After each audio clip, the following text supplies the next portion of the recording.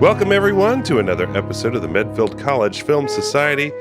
I'm Jeff Crawford. I am joined by my esteemed society members. We will start with the founder and president of this society, Mr. Robert McSwain. Robert, how are you doing tonight? Oh, sorry, I was filling out a PETA form here. I'm going to join, I think.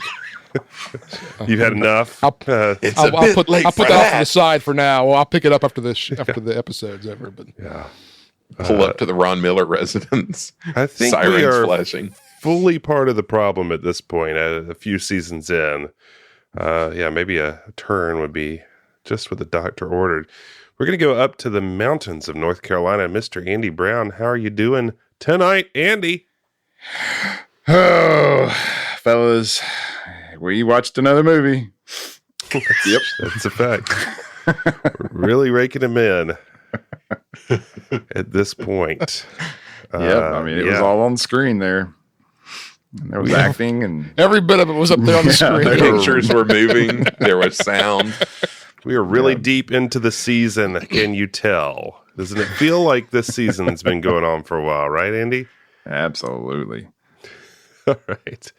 And down in the swamps, pond skimming himself, Mr. Michael Crawford. How are you doing, my brother? I'm doing great. It has been a stereotypical Florida banger of a storm day. All sorts of wind and thunder and the deluge, and so I'm feeling extra swampy at the moment. Just wait till it's all over and go over to Johnny's Corner, get you a PBR 12-pack. Just sit out there in the bed of your truck, play your transistor radio. Yeah. Yeah. Play some Buddy Baker, Buddy Baker music on it. Or just some. Yeah. The Purple Cows, man. Was it? Yeah, exactly. Well, I guess you should tell us what we have been watching to talk like this, Michael. What's our movie for tonight? Well, tonight we are going to discuss the 1971 Disney classic $1 Million Duck. $1 Million Duck. Produced by Mr. Bill Anderson, written by Roswell Rogers, based on a story by Ted Key, directed by Vincent McEveety, he of Gus and Herbie Goes Bananas fame. Oh, okay. Okay, that explains things now. Starring Dean Jones, our man, as Albert, Sandy Duncan as his wife Katie, Joe Flynn as Hooper, the next door neighbor, Tony Roberts in his first film role as Fred. This movie features a lot of typical Disney production talent. I mean, we got Emil Curry bringing it with the set designs. We've got, everybody that you always see in the credits. We've got music by Buddy Baker. A new twist, though. We've got some animated titles by Ward Kimball, legend that he is, and Ted Berman. So a little extra twist on this one. So, this was kind of twilight of a lot of people at the Disney studio and kind of the start of that 70s wave of stuff. Yeah, boy. Yeah, I was surprised to see Ward Kimball. I mean, it was not a very noteworthy credit sequence. It's not like a I expected it to get much more zany. When I saw it was Ward Kimball, I was like, all right, this is going to get crazy. But it was just, I guess he didn't have anything to do that day. It was just sitting around. Like, Ward, we need you to animate a duck. You're right. This guy's the duck guy. He's always been the duck guy. It's a fun little duck. It's not a typical Disney duck. No, it's more duck-like in its ways. Yeah. So a lot of people we have seen before, and like you said, it's kind of mixed up eras. It's kind of this middle time. When I saw Bill Anderson as producer, I was like, all right, this is Bill Anderson. Because I haven't seen this in a long, long, long time, since I was a kid. Now I kind of know why. But I saw Bill Anderson, I was like, all right, well, that's a mark of quality. That'll be all right. But we'll talk about it, I guess. So, yeah. Still haven't seen it you yet. hadn't seen it, Robert? I had not seen it, yeah. Yeah, I thought I had not seen it, but I remember thinking about it a lot because of the title and seeing the video. And I realized I had seen a lot of some parts of this that I had forgotten about, namely the ending. I remember the ending very well. So I must have seen it on TV at the end of it. Maybe it was at like on something we had taped. It had like the end of it on it. Could be. Could be. But the ending, the tracking, memorable to me. Andy, I'm sure you have the laser disc of this and whatever Activision, whatever. Yeah. I paid to have this movie restored for my own collection. A 4K scan of the original 35 millimeter theatrical. Yeah. No, once again, this one was new to me. And it's, our last episode, I was thinking it was about a rich duck, a la Scrooge McDuck. So I'm glad I was wrong in that case. Or I don't know, maybe I'm not glad. Maybe I should have been pretty glad about it. That sounds awesome, actually. Yeah, it does sound pretty good now that I think about it. But anyways, yeah. I thought it was going to be a musical at first. Like initially when I was looking at picking this movie. And now I want Dean Jones singing about once again, you didn't vet the movie, Robert. I didn't vet this one at all. I went completely cold on this one. Andy, how you feeling about the movie selection at this point in the podcast? Well, it's par for the course. You're just used to the formula. I'm dead inside at this point. I'm just waiting. I think you pretty much broke me on astronaut. Whatever. Gosh, flying on the ball. Yeah. So say we all. Robert really just now at this point, it's just what's this? It's kicking a dead horse. Yeah. Four we still have the nuclear option. 4 corners offense. You still have a nuclear option. There's worse. I mean, we do have there's one we're holding out. Yeah. Although I don't know. I mean, now I feel like the Spaceman in King Arthur's Court, nothing is ever going to top that. Yeah. For a certain way. But yeah, maybe something will grind your gears a little bit more than that, Andy. Yeah. Okay. As far as horrible movies, that one's the bottom. but we do have the nuclear option, which is another movie we think you'll really hate. One that might make you more angry, now I'm wondering what it is. It'll make you angry, or not maybe like on the verge of violence, kind of angry. Yeah. What do you think it is? I got to know now. Well, I can tell you offline. I got to know this. Because I'm trying to think. Like when we were talking about like all the Disney movies, I guess because I never or had not seen Unidentified Flying Oddball in so long, I would not have thought that would be like the worst one we would see. But man, I didn't even going in. I thought that because I'd seen it too, but I had very little memory of I guess I had 2 scenes that I remembered as I recall. Yeah, but I mean, like the concept when you hear just thinking about that concept that could be kind of silly. I mean, it's a better concept than what if a mule kicked field goals? Exactly. That's exactly how I felt. I mean, you summed it up. I was like going, well, a mule kicking field goals, that's just ridiculous.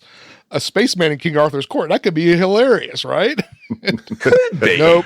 Wrong on both. Well, at least we have a great movie tonight. So we don't have to watch a bad movie anymore, guys. This one's going to be far and away in quality above that. So Andy, you have the honors, you have the con. Take us into this world of the $1 Million Duck.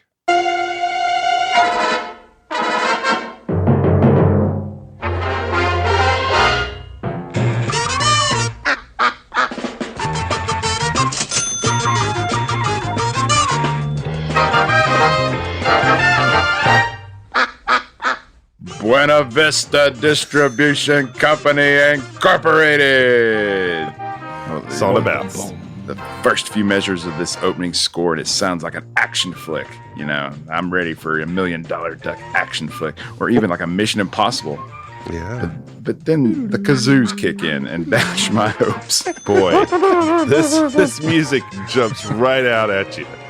You've got the kazoos and the distorted bass guitar. And duck quacks. Oh, wow. We brought This the was kazoo. like, I was So we brought the excited at this trumpet. point. I was like, we got kazoo, we got duck quacks, we got fuzz bass. This is going to be pretty good. We got Ward Kimball on the titles. yeah. Walt Disney Productions presents $1 Million Duck. Great title.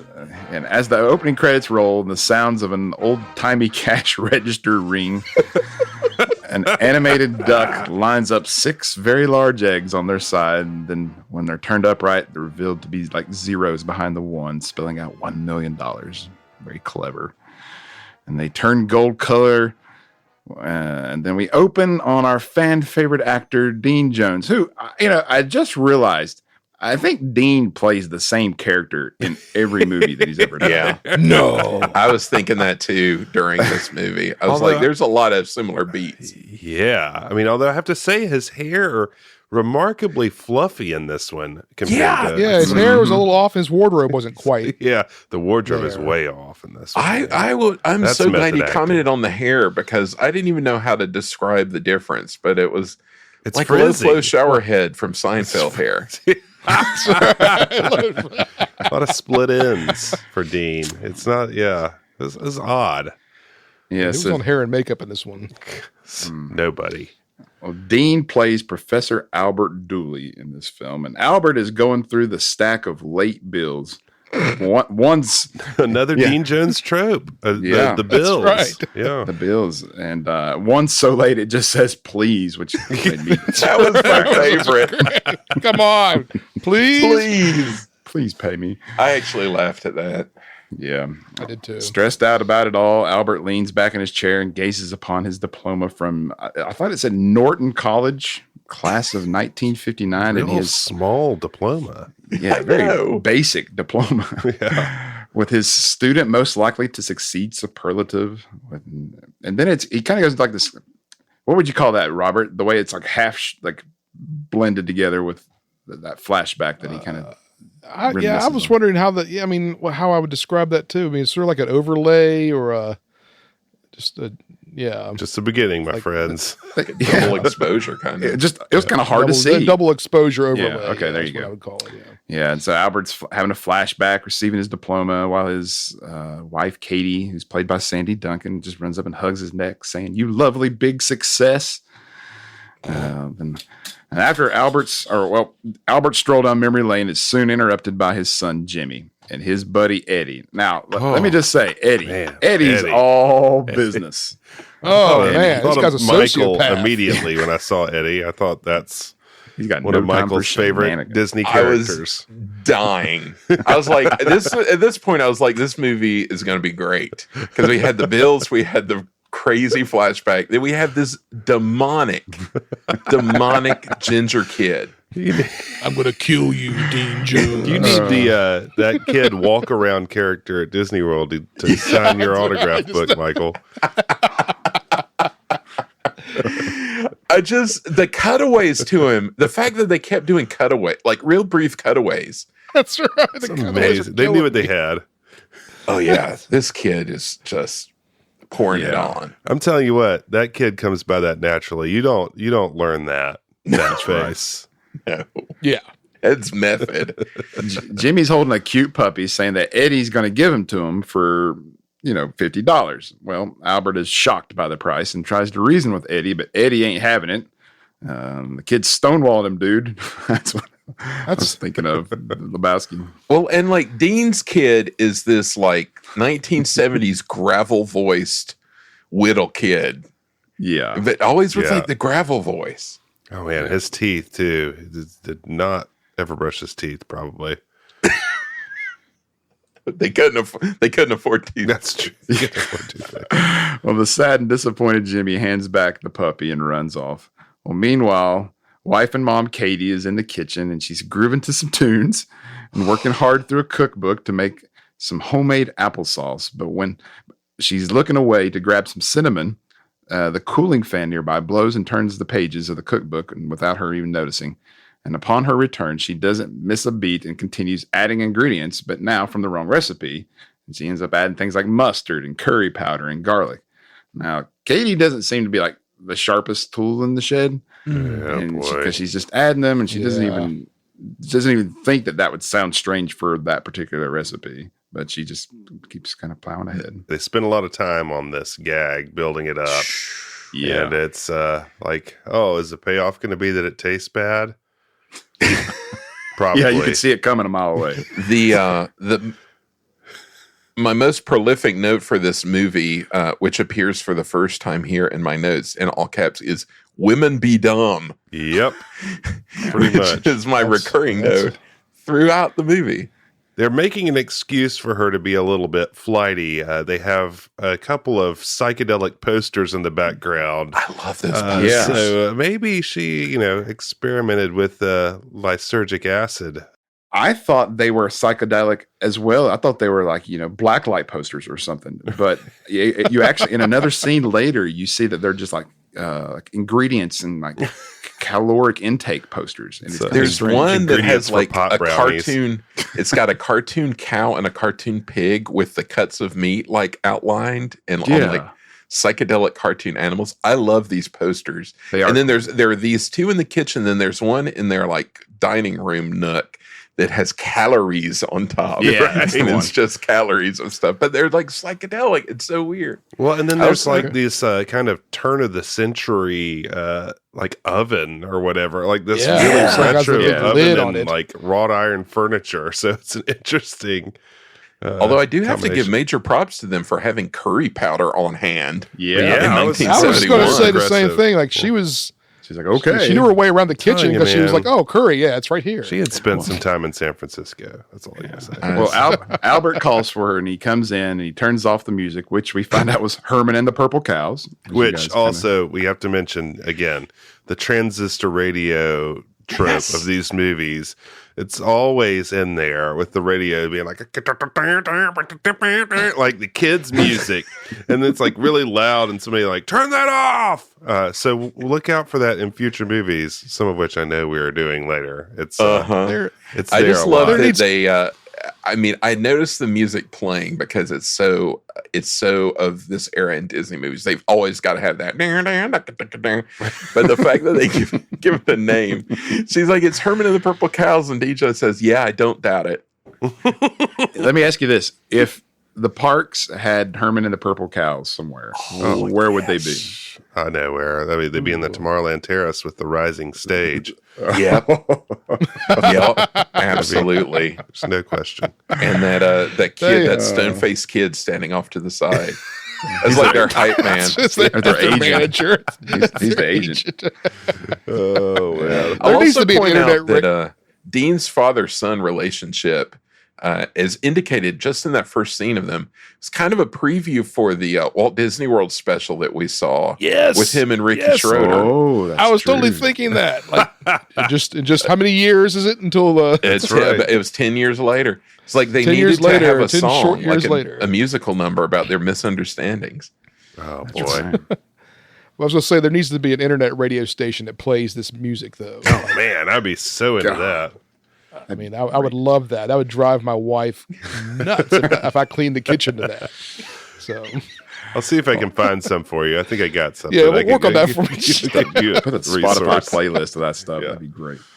Well, Albert tells Katie they need to talk about their lack of money, but Katie just wants Albert to try her homemade applesauce. Can I say before you get to the applesauce punchline, it's like he's mad at her for making applesauce before he tastes it. He's Yeah. like, why are you making applesauce for? Money's too tight. It's like, applesauce? Yeah. And she used their own apples. They've got an apple tree in the yard. Right. Right. What's It was like going on What's here? I'm team Katie at this point. Yeah. As we've kind of already said, clearly it tastes awful, but Albert lies, telling her it's really good to not upset her. that was a great take. It was. His It was. take is fantastic. Only Dean can do that work. I also laughed that he first his take is so good, but then the joke is that not only has she left the skins on the apples, but she left the seeds in them. So he takes a seed out of his mouth, but then he puts it in his shirt pocket, Yeah. which I just thought was really a weird thing to do. Burnout wife can't cook. Put it in me pocket. Albert continues on saying that they need to find ways to cut back on their spending, and as he begins to bring up her dress shop bill, Katie says she thinks he should save his lunch money and she'll start packing his lunch. Boy, he didn't like that. What does he No. use his lunch money for? I don't know. I think What's his lunch money? What does this lunch money mean? Yeah. Well, I'm assuming Katie is an even worse cook than we've already seen because Albert hates this idea. She can't cook. But Katie is persistent, and with a loving look and hug, Albert realizes how rich in love he is, and he gives in to her. Well, then the following morning, Albert's leaving for work, and Katie hands him his lunch. She's also wearing a pretty groovy getup, if I'm I was about to say, we got to talk about this house coat. It is Yeah. A+ psychedelic house coat. I gotta say the right thing to do for the prop person would be to make that bag a little bit wet. Yes. Oh, yes. Yeah. Yes. Absolutely yes. Has to be. Little soggy. Yeah, Yeah, she spilled a little bit of the applesauce putting it in. yeah. Well, I mean, who knows what she's put in there? That's right. It could be anything. Cats in there. Applesauce sandwich. Yeah. Well, while walking to the car, here comes Jimmy again, and he attempts one more time to plead with his father about getting that puppy. Jimmy mentions that their next door neighbor, Mr. Hooper, has a dog, and Albert says he tells Jimmy, he's like, Mr. Hooper works for the U.S. Treasury, and he has all kinds of money. He could even afford a giraffe. Well, it just so happens that Hooper and his wife are just on the other side of the fence, and they're hearing the whole conversation. And that giraffe remark really gets under a Hooper's skin, but his wife quickly settles him down. Now, who's this playing Mr. Hooper again? This is Joe Flynn. Joe Flynn. Now, we've seen him he's been in a bunch of stuff we've talked about. Been in a bunch of stuff. The dean at Medfield. He was in Boat Nicks, Right. wasn't he? I think he was. I mean, he's been in a ton of stuff. Yeah. Yeah. Man, can I just say this outdoor pavilion that Hooper's got going on? I mean, it doesn't get much digging better. the vibe there. Doesn't get much better than that. I She's like giving this. him that coffee service that we've seen in so many movies. The wife giving the husband the coffee, just from the outdoor grill. Great. Yeah. Like Hooper's wound way too tight for somebody who's got it made. Right. For real. He has got it made. Also, things are why loosened up. is Albert and co, why are they so destitute? I mean, he's a professor. They are their house is falling apart, and he drives this old Bel Air, His car. Why is his car so dirty? yeah. And also, It's filthy. if Hooper's doing so well, why is he living next door to Albert? Yes. All good Yeah. questions. Yeah. I wondered, I'm so glad you said that, Jeff, because I was wondering, I was like, why is he so poor? Mm-hmm. Just absolutely It's dirt poor. Yeah. The house is like a haunted house from the outside. It's just terrible. And dirt yard. Yeah. I mean, don't know. in the Ugly Dot, I still can't say it. Ugly Dotson dog. He was an artist, and he was doing much better there than Killing it. Killing it. Had the best house in the world. Yeah. Big money. Yeah. Yeah. Big But I money. mean, and this science place looks like a real place. I don't know. Shout out to Hooper's dog, though. This is a cute dog. Oh, man. Give me all the feels. Yeah. Yeah. Great golden Yeah. retriever. All right. So, anyways, Albert hops in his car, which, as you guys have said, has seen better days and needs a new exhaust. And he pulls out of his driveway, blanketing the whole area in smoke that just kind of pours over into Mr. Hooper's yard, causing him to cough. And it may be just me, but it reminded me of Cheech and Chong's next movie. I don't know if anyone else remembers that particular part. Can't but say it I've just- seen. Yeah. If you say it, that's not It was a a marijuana major joke. influence on this. Yeah. It Anyway, so, reminded me of Uncle Buck's car. That was Oh, mine. yeah. yeah. Well, Albert backs up the car to the apartment complex, which is next door, and honks the horn for his buddy Fred, who hops in the car with him, still eating his breakfast, apparently. Fred's killing me already. And as they take off, they get cut off by two teenagers in a hot-rodded doom buggy, Arvin and Orlo Wadlow. What a name, man. Killing it on the name. They So spent good. all their creative capital on coming up with the names. It made me so mad because we named our dog that we just got Arlo, and I was like, dang it, I wish we would have named him Orlo. That would have been so much better. But a dune buggy, another trope of this era, the dune buggy. We saw that in Computer Wore Tennis Shoes, right? That was Yeah. yeah. Yeah. Yes. And so, they're like vaguely hippie adjacent. They're not like full hippies. Oh, but they're they make a lot of counterculture. references. They make references, but they're also like kids who like work on their dune buggy. So I don't know if that was a hippie thing. But this is all taking place, by the way, on Absent-Minded Professor Street. Right. Yes. And I got to say that at this point, the applesauce thing was like, oh man, that was terrible. But, when the dune buggy shows up, I'm like, we're getting all the ingredients here for what we need, Mm-hmm. Yeah. Putting the pieces in place. How about what they said to him? Well, yeah, exactly. That's what I was going to get to. Albert and Fred, they yell at Arvin, who responds by saying, "Hey, don't blame us. It was you old cats who invented the internal combustion engine." What does that even mean? I don't know. And then they follow it up with an aggressive piece from Orlo. I And then they love an aggressive piece, Robert. Peace. Peace.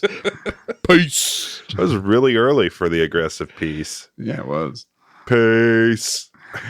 Yeah, this like wiry little dude has a lot of rage built up in him. Orlo. Yeah. Yeah. Yeah. You got to watch that one. Orlo, man. What a great name. Well, discussing how they could take those Wadlow boys down, we find out that Fred is a lawyer who's also down on his luck. Well, Starving lawyer, yes. Finally at work, we see that Albert works in the Psychobio Research Lab, specifically the division that investigates animal behavior and intelligence. Naturally. Yeah.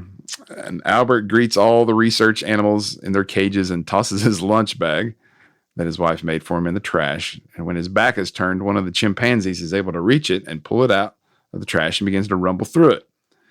The chimp shares Katie's applesauce with a nearby duck who loves it and just squawks it down. Some quality chimp duck acting going on here.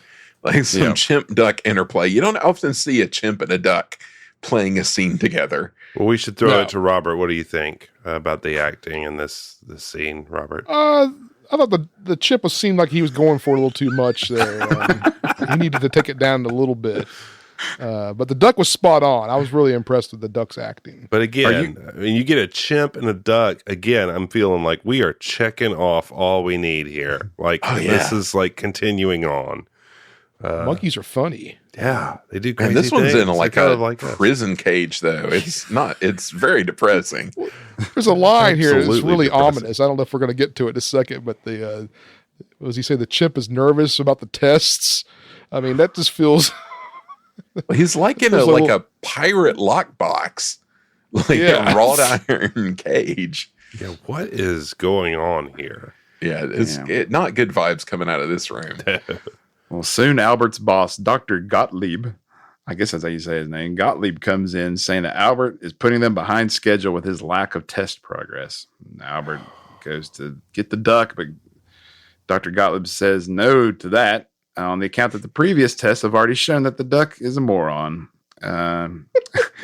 Yet Albert is still able to convince him to give him one more try. Why do they care? What are they doing? I don't know. I gotta say, I get big people's vibe from this professor. Oh, yeah.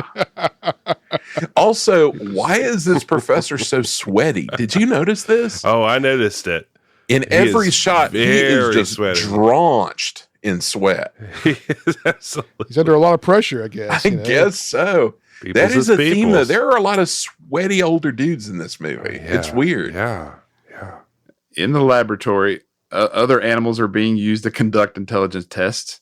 But I mean, what are these tests? What are they trying to figure out?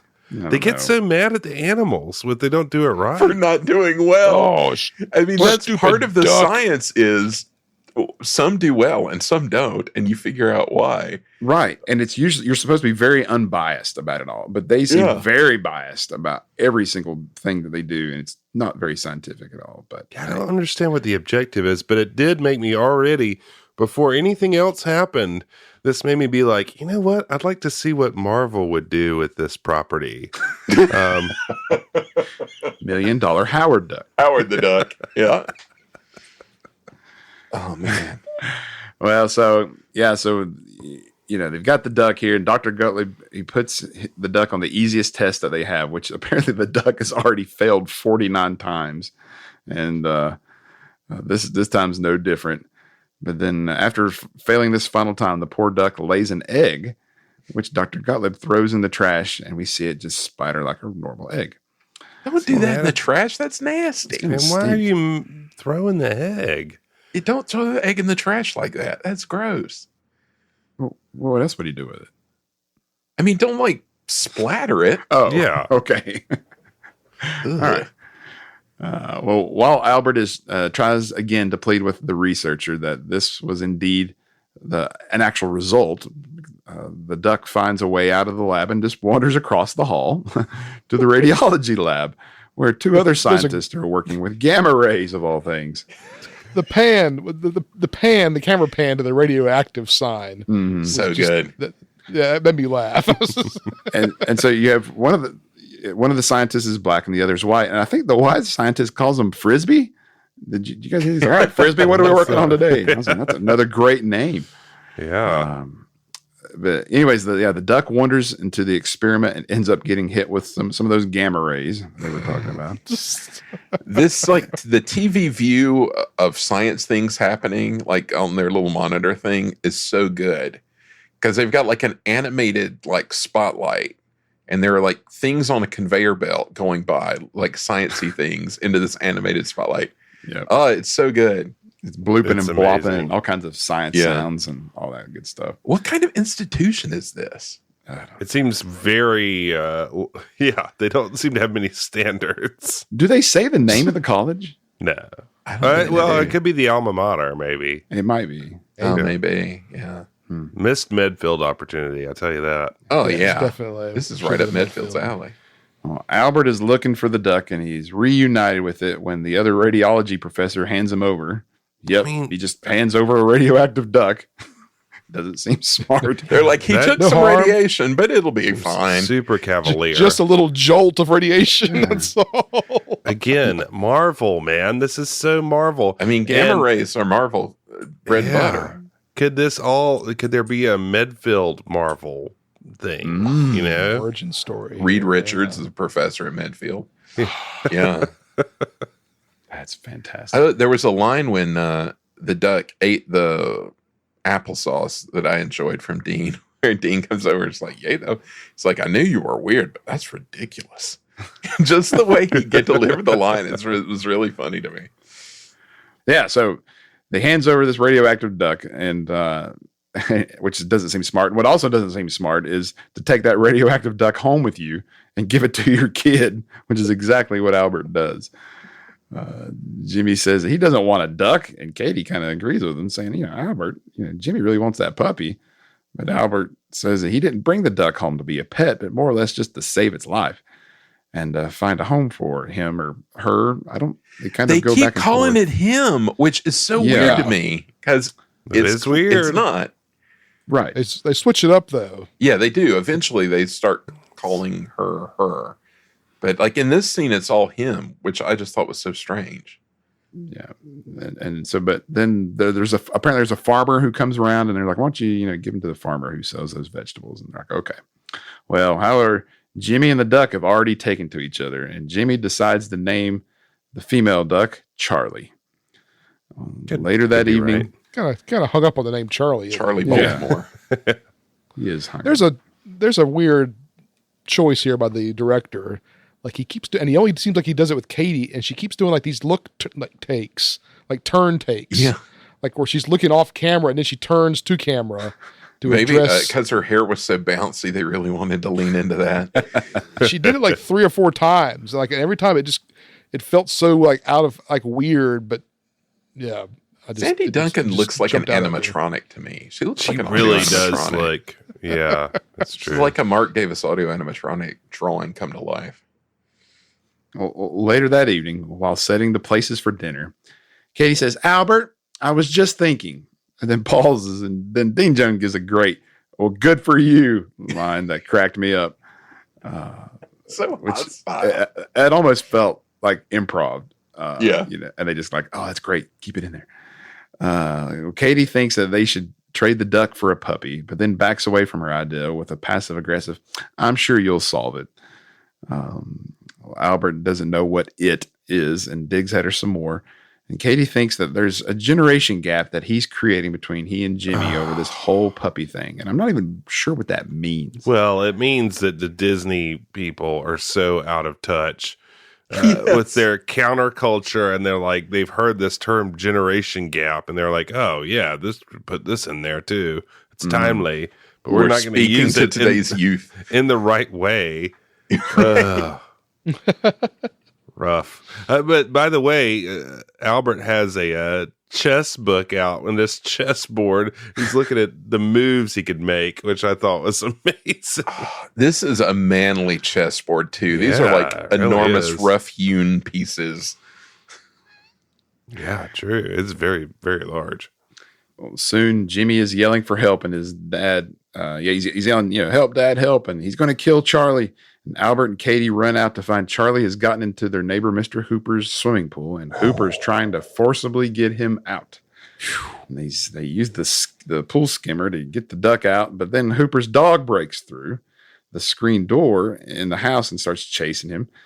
And they both end up in the pool, where I have to say that the duck was kind of holding his own against the dog. That duck was coming back at that dog. Oh, he was he was definitely letting the dog have it. My main note for this was, I can't believe this is real. It's like, the duck was wailing on the dog. Dude. Yeah, what in the world? There's duck flinging, there's dog drowning. It is just. Let me just say that people will fling a duck in a Disney movie, man. They're not afraid to throw ducks. Yeah, who's the duck wrangler? I would love. You just throw it. It's fine. I would pay for like a long read, like investigation into like what if they could find the duck wrangler for this movie. Cause it was listed in the credits. The person, I didn't think to write it down, but I was like, if they were still alive, I would love to know what the duck protocol was for this movie, or how many ducks they went through. And because did that person work on Oddball with the gander? Yes. Yeah, I thought of the gander too. Yeah, the father. That could be our crossover episode into the Progress City. There, that's true. It's true. Yeah, but I mean, this is like in my head canon. The dog and the duck were like friends in real life, so they were just playing. Because the dog was like kind of like, this is kind of fun. The duck, though. I don't know. This is like diving underwater. Duck is salty, man. Yeah, I love the duck's move where he would like go underwater and like shoot away super fast. Yeah, like that's a cool move. Well, then during all the wackiness, Albert falls in the pool, and now Hooper's. I mean, can we just say that Dean Jones has the best whoa in the business? You mean this was an all-timer? This was an all-timer of that take. Yeah, that was pretty bad. I will say this duck seemed pretty game for anything though, because it kept coming back. Mm-hmm. Yeah, it wasn't like it was like. I mean, like it was having a. I mean, I was rationalizing it. It looked like it was enjoying itself. Yeah. It's okay, Peter. The duck's having a good time. The duck's having a great time. Now the dog in a minute's not enjoying itself. No. You can see that there's some serious fear in the dog's eyes. Bless that dog. Because Hooper begins hitting Albert with the skimmer, and then Katie gets mad and she hits Hooper, and this is one big mess. And then, like Michael said, meanwhile, the poor dog is over there drowning. Its head's going underwater, and you're like, because it's like not a zero entry pool. It is a like ladder in and ladder out pool, and that dog can't get out. Bless him. Yeah. Well, Albert finally gets the duck to Jimmy, and they all escape. And then after all the excitement and the continued barks from Hooper's dog, Charlie lays another egg, then another, and then eventually two more. Well, then back in their kitchen, Albert says it's the dog that caused her to lay the eggs. And I think Katie makes a series of sex jokes saying that they hardly know each other. Her response is, Albert, they hardly know each other, which I thought was hilarious. It's so bizarre. And then she says something like, that's not the way my mother explained it to me. Well, and the kid is like, oh, we learn all that stuff in school anyway. It's like social commentary. Very bizarre. But I am totally going to steal this robe and towel look. Oh, yeah. From Dean Jones. Oh, yeah, for sure. Like I was totally digging that. That's walking around with a towel around my neck, tucked into my robe, and being real casual about it. I'm totally going to pull that one out. Just That's dismissive. coming. They hardly know each other. It's just women, women. What can I say? Well, speaking of women, Katie's excited about all the money that they're going to save, but it's because of having their own eggs. And then Albert says they're not eating those eggs because the duck is, quote, strange. And Katie reacts with a knowing like, oh. And Albert says, no, not that way. But that was lost on me. I didn't understand what they were referring to. I was like, what do you mean strange? Like, I need some clarification. So explain that one to me, guys. I mean, is it, does she think the duck is gay?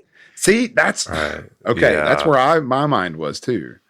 And I was like, First, I just love his read of this duck is strange. yeah. But yeah, is that where they're going with that? Because if so, I don't know. Wow. Yeah, it felt like that. Yeah. Okay. I'm glad I wasn't the only one that didn't pick up on that. Yeah. So Albert eventually says it's an aberration, a biological mutation. It's a chemically mixed up duck. And he says the only thing to do is to bury those eggs, which he'll do after Jimmy goes to sleep. I laughed out loud when the solution was to bury the eggs. Yeah, me too. Bury the eggs. I thought that seems like a weird reaction to eggs, but okay. It's so Yeah. I'm just gonna I'll go bury them in the backyard. You know, put them in a lead-lined box. And, Yeah. Well, sure enough, that night, and in his fuzzy robe and slippers, Yes. Albert digs a hole in the backyard to bury It's these glorious. duck eggs. Glorious. In doing so, he drops one of the eggs that hits the shovel and busting the shell, but revealing a solid gold egg inside.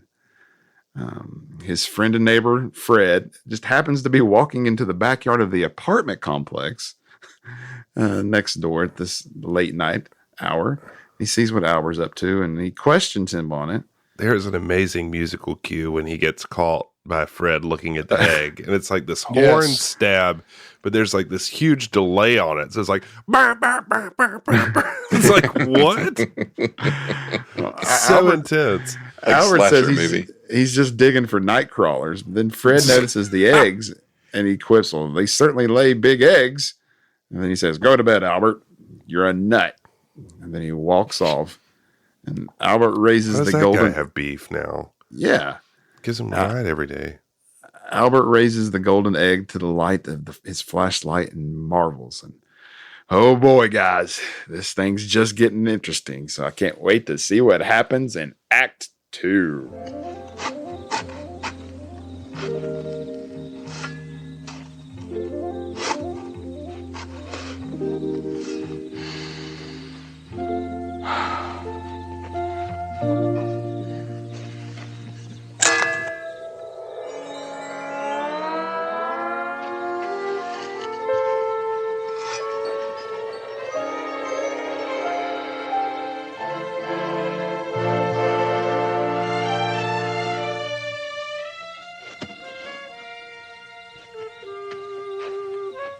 Albert? What the devil are you doing? Nothing. Digging a hole at midnight in your pajamas is nothing? You know, I'm digging. For what? Night crawlers. Certainly lay big eggs. Oh, Go to bed, Albert. You're a nut.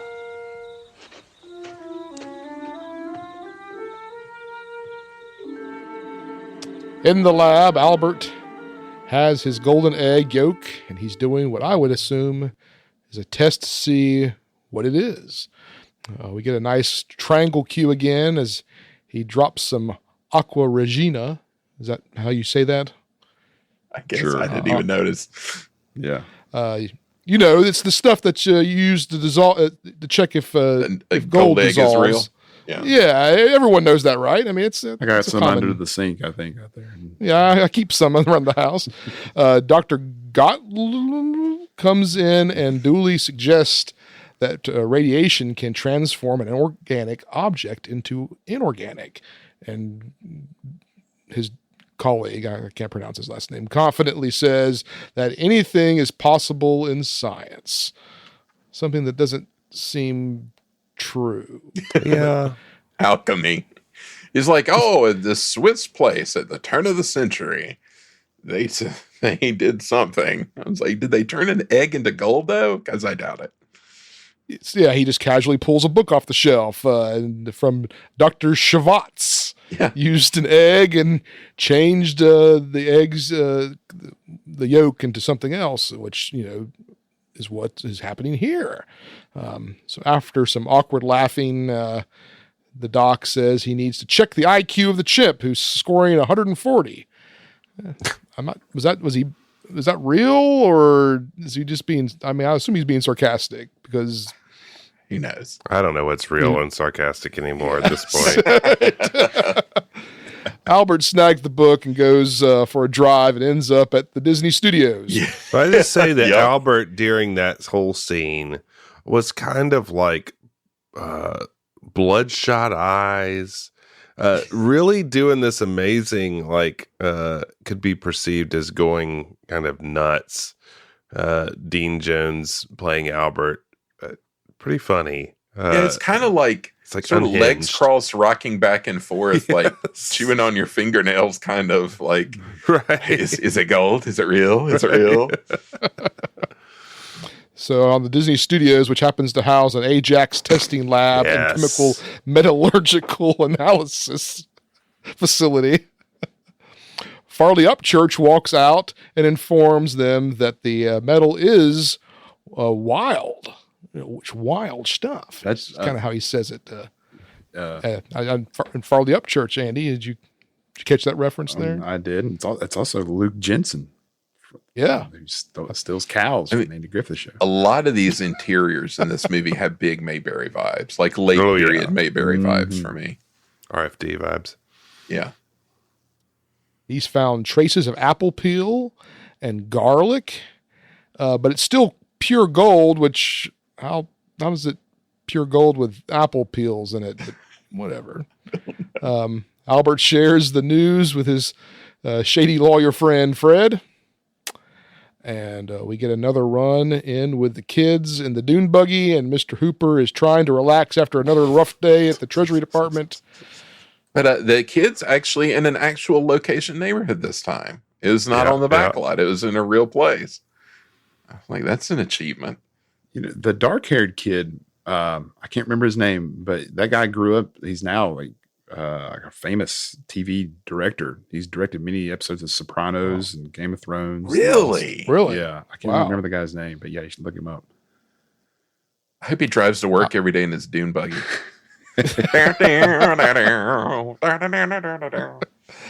Albert's old Ford backfires, causing Hooper to spill his drink.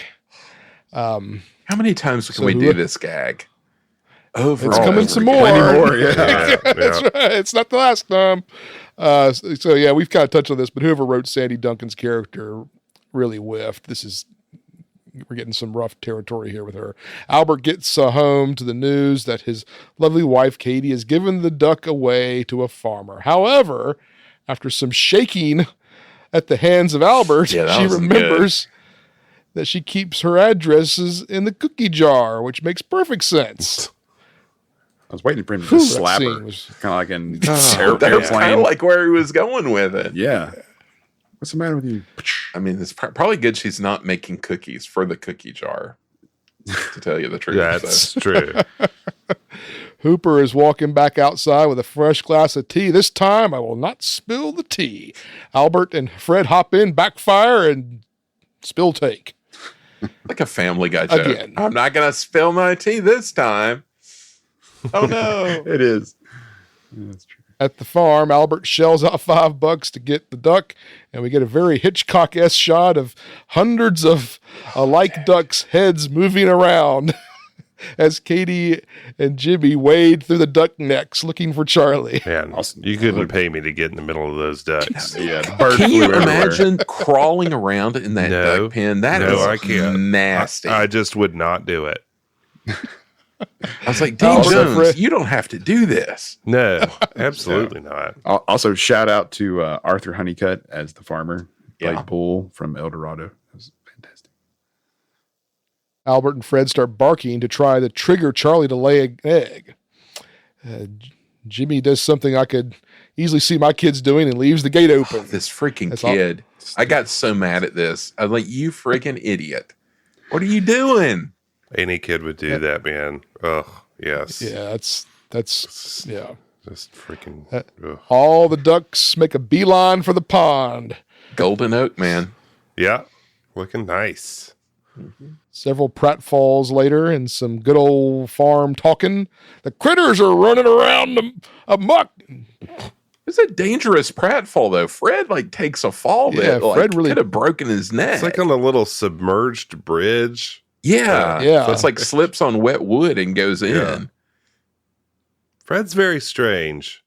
Yes, he is. Yeah. I was like Dean Jones's bark, which is rough. Yeah. Great Dane, yes. Hey, dang, yeah. I kept thinking about that. Brutus. Charlie wanders off and Jimmy's after Jimmy, so they are able to isolate Charlie now.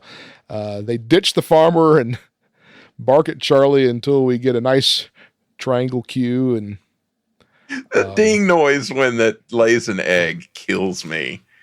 Ding. back at the house, they're doing math to figure out they can make $20,000 an hour. I'd be happy with just one egg a week. They Yeah, really for want to real. crank up the production. Yeah, Like, what about the law of conservation of matter? Like, where's it making all these eggs? So, like 4 eggs an hour. As the men talk business, Katie has washed and dried Fred's wetsuit and tie, ruining it. Classic Katie. She's a burnout, man. I'm telling you. She can't cook. She can't do laundry. Did a little too much LDS. Fred saying, "Do you think we should get the duck and bark out a few more thou?" Yeah. And he's like, "Hey, Albert, baby." I don't like the way Fred talks. I don't like the way he Fred talks was at getting on my all. nerves. Oh Yeah. man, and he's just I mean, Fred, if you look at the actor, like, he was in a lot of really prestigious movies Yes. in the 1970s. And it all began here. This is the beginning. Albert, baby. Baby, we got to do this. Bark out a few Sweetheart. more thou, sweetheart. Yeah. Yeah, he just seems like slimy. a weirdly mobbed up dude. Yeah. Like bad sports agent or something. Yeah. Yeah. Fred says they have to be careful, though. The last thing they want is that government stool pigeon Hooper snooping around. That's right. Commentary. Government bad. Government bad, yes. Albert hides the eggs and plans to reshingle the Pentagon with all the money they'll make. But they must not be greedy and need to control all the, their greed. It's true. Just gotta watch that. Lessons. On their way to bed, Albert tucks Charlie in so he won't catch cold and does not bother to tuck his own son in, leaving Katie to feel like greed is already taken over, and she's mad. Why are you leaving the window open with your duck there? She's That's what one I'm to saying. Well, Stupid. Yeah.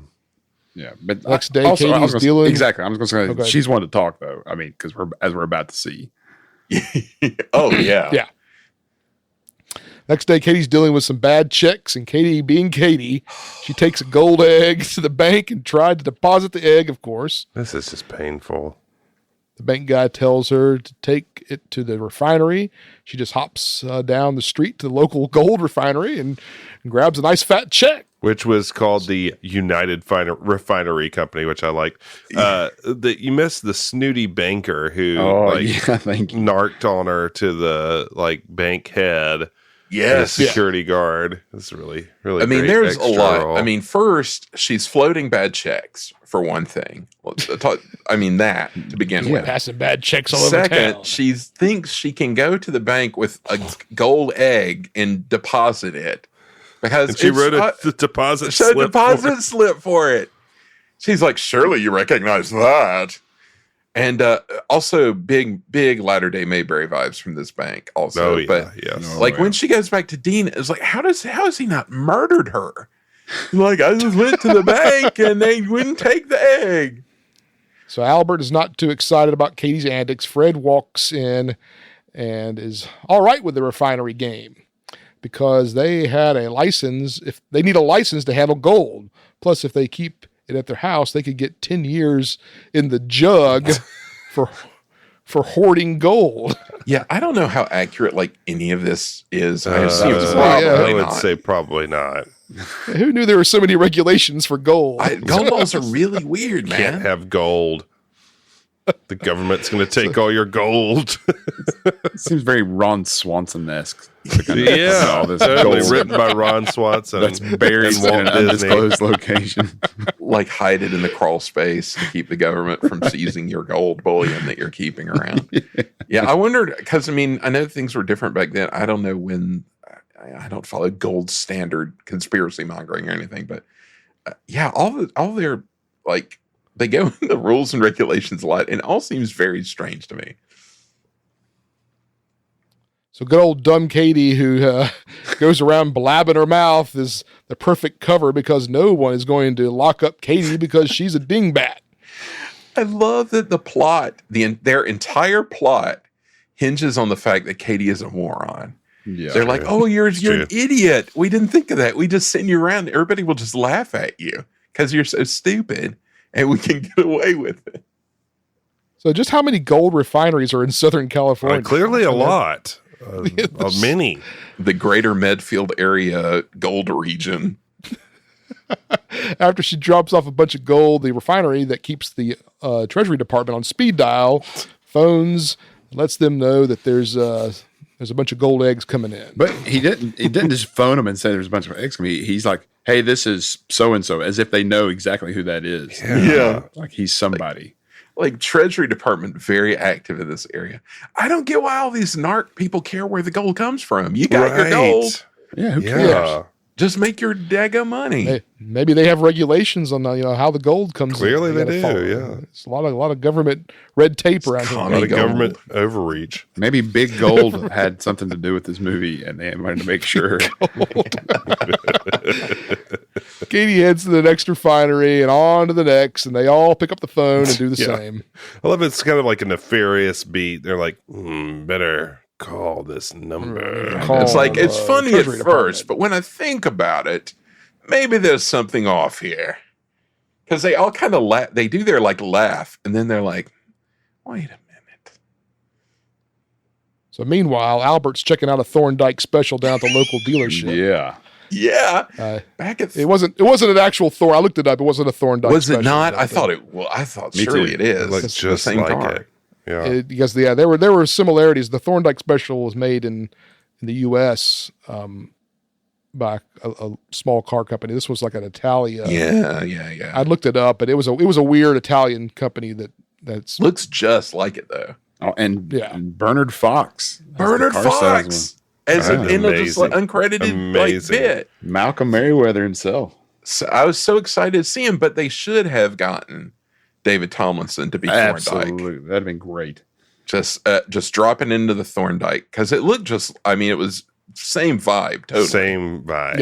yeah. It had to have been like some kind of a nod because it was on the turntable. Yes. It was like the It yellow. felt like sports they car. knew what they were doing. Yeah. Yeah, there's no question. Yeah. So the British salesman who you mentioned. Yeah, Bernard Fox. Mm-hmm. Yeah, Bernard Fox. Oh, great. Dr. Dismisses Bombay. Albert Yeah. while Katie continues tossing gold eggs around town. The local Treasury Department chief has a nice map printed up and has all the locations of the refineries and where all the gold eggs are going. So he's been doing his work. He's been getting the phone calls all day. He All right. knows what's up. So this scene, these guys who are heavily featured throughout the rest of the movie, this is like a who's who of that guys at this table. This is like that guy central. First, yeah. you've got Bing Russell, who is Kurt Russell's dad. Is like the kind of rugged dude. Okay. You've got Edward Andrews, who was an absent-minded professor verse. He's there. You got Pete Renaday, who's the voice of Henry the Bear in Country Bear Jamboree. It's just that guy overload. Another Andy Griffith Show reference. One of the refinery guys was Orville Monroe, the funeral home director next to Floyd's barbershop. Yeah. Notice that guy. Yeah. And this, like the head guy, Rutledge here at the Treasury, is a guy named James Gregory, who was in a ton of stuff, like ultra recognizable and seemingly constantly drunk in this movie. So Mr. Morgan of the Federal Reserve is not happy. They have to stop this gang. President of the New York Stock Exchange calls and wants to know about all the rumors he's hearing. We get some Wall Street jokes in, and then the State Department phones with more jokes. And We got tons of political commentary here. This is like a flubber level phone jokes. yes. We got commie Definitely, threat. They're worrying about commies. There was also way too many phone conversations in general in this movie, I think. But this is like a phone call joke marathon because It's really odd. it's like they're like, you've got a call. Oh, you've got another call. Oh, you've got another call. Like, really? This is what we're doing. We transition into this weird, that same picture-in-picture effect we were talking about earlier. With lots of stereotyped countries complaining about the Americans and what they're up to. Yeah. Finally, we Pretty racist. get the White House. But the Aussie, why is the Australian guy in like Outback gear? That's right. He's got the Like a hat. I don't know what you call a stereotype hat jokes, where yeah. it's like folded up on one side. It's so ridiculous. Very Safari ridiculous. hat, yeah. At the then end, the it spins, which it cracks me up. It's like Batman. Like the Batman thing, yeah. Yeah. The only thing that was missing was some Asian people and a gong. Oh, they had the Asian they had people. the Asian guy. Yeah. Oh, they did? I must have missed that. Well, they didn't have a gong. That's why I didn't know it was Asian Japanese people. guy was going to do it for cheap. Yeah. That was the joke. yeah. Upsetting. Also, the Treasury guy, so sweaty. Again, Man, everybody's so sweaty. he was selling hard. He was sweating from selling so hard. It's like that money is the greatest. Yeah. It was very So personal. finally, we get the White House, and we get an amazing still of Richard Nixon's portrait. A weird picture of Nixon. I hope that's in like the Disney archives somewhere. I fell out of my Yes. chair when they cut away to that I picture. did. I was dying laughing too. I think I took a still of it and sent it to Jeff. Yes. Morgan, the head of the Fed, flees, saying, "It's in your hands now." So Chief many reads jokes off about the- monetary policy. Yeah. Kids love monetary policy Telling jokes. you, man, they got these government jokes. It's just back to They that. really- they love the government jokes, man. The writers over there are just like, "Oh, this is going to be great." Chief reads off the aliases used, which aren't very secretive. It's all And the Hooper- same name. That's right. Hooper figures out that it's Albert Dooley. I mean, did it ever occur to anybody there, hey, we got these aliases. Let's open up the phone book and see what maybe we could find. But Exactly. they don't. And this concludes Act 2. Well, what leads do you have on this gang, Chief? Please. Yes, well, so far the only lead we have is the name of the bag man. Bag woman. And under various aliases such as K.W. Dooley, quote, Katie, close quote, Dooley, Mrs. Albert Dooley, Frances Abigail Dooley. What was after Albert? Albert Dooley? Well, that's my neighbor. Your neighbor. Well, it's not my fault. I was there first. They moved in, and Katie and Albert Dooley. I knew there was something about that professor. So we see Katie in the backyard working, and Hooper is now spying on her. A trope of the era, I feel like. Oh, yes. Wacky spying. Yeah. Of course, we know that he is spying to, catch any info, but his wife catches him appearing to check her out. And he says, "I was doing some undercover work," to which she says, "Yes, I can see that." Yikes. But she says, really now, a man of your age. Right.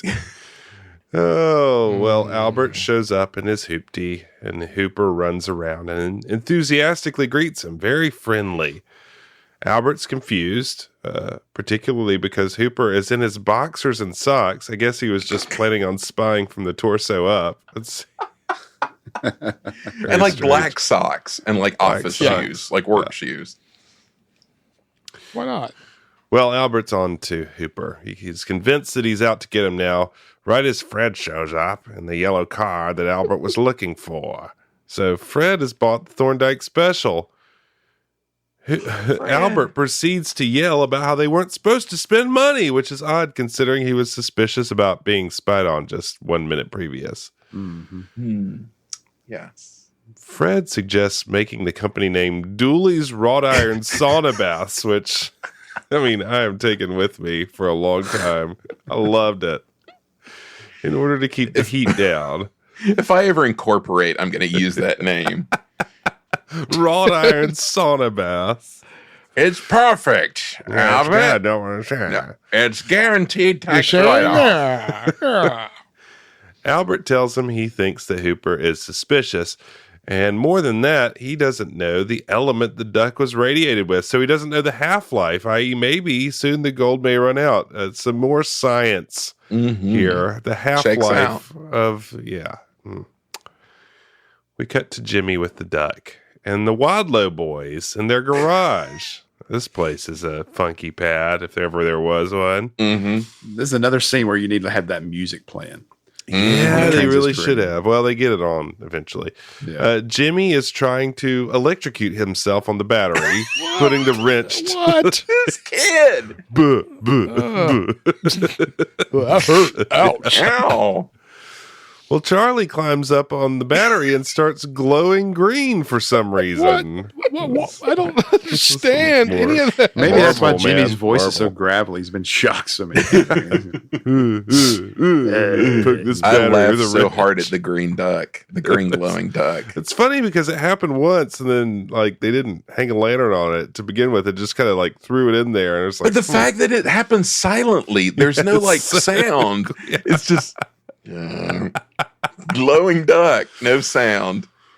well, They're the like, oh man, Wadlow he's out of boys- sight. I know the Wadlow boys are impressed. They offer Jimmy $2 cash for him.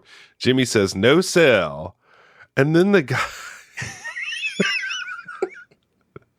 guys do some experiments with Charlie by attaching two nodes to Charlie and somehow daisy chaining this power to power a radio. There's your music, Andy. A light bulb in one of their mouths and a horn. So the horn's just continually going. You don't need a duck to do all that. You got the battery right there, guys. The battery's right there, you idiot. It just seems incredibly dangerous. He's holding a light bulb in his mouth that's connected to Charlie. Who is guess. glowing green. So we don't, that's not normal. Well, Albert shows up and he is outraged. The Wadlows say, hey, that belongs to Jimmy. You're violating his civil rights. Oh boy. These guys Let out get- Wadlows. Fred says it's not civil rights, it's property rights. To which the Wadlows say, Hitler's. What? Commentary. What? We didn't call out that they called somebody a bigot earlier, so they're really Yeah. Take it Woke, easy, man. woke Disney. super woke Disney guys right there. And not much has changed, apparently. So, yeah. Well, we cut to Fred and Albert barking at the duck again, trying to get him to produce. This is, I mean, Fred and Albert have really lost it at this Yes. point. They're zealots, and it's just annoying. Yes. Jimmy is heartbroken for some reason. I mean, I don't quite, it's like they're not taking the duck all the way from him, but Fred is suggesting that they do. He says, we're going to have to take the duck away from him altogether. So why? Why would they have to? There's 'Cause like that weird close up of the kid's face where he's crying. Yeah. Just like tears down his face, like on the stairwell. It's decaying teeth. fake tears. The father-son conflict is so predictable and so boring. I'm like, Very are we really boring. going to have to do this? It's very like not I mean, it's boring, but it's also like non-dramatic. Yeah. I don't know. It's Yeah, like don't we're do not anything. taking your duck. It's occasionally we'll need it to bark at, Yeah. but you can have him the rest of the time as long And as you can't don't take it to hook him this up to- garage and Yes. put him on a battery. I mean, that should be any animal. Right. Yes. Right. I It's wouldn't not let like you do you're it with being your the puppy oppressor because Don't put your animal on a car battery. yeah. But Daddy, I want to cook my puppy up to the battery. Well, no. I don't Right. care whether he makes gold or not. You guys are a bunch of Hitlers. So in this time, Hooper somehow gets the perfect view into the house on what's going on with his binoculars. This is really getting on the nose, man. Oh, yeah. The duck lays a golden egg, sure enough. Ding.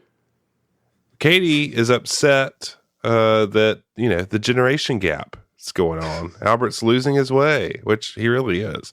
So she comes out and looks out the window. Well, Hooper's wife, again, sees him looking through binoculars, appearing to look at her.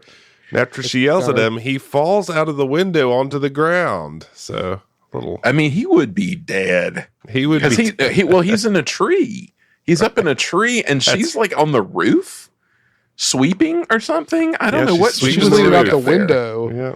It's very George McFly.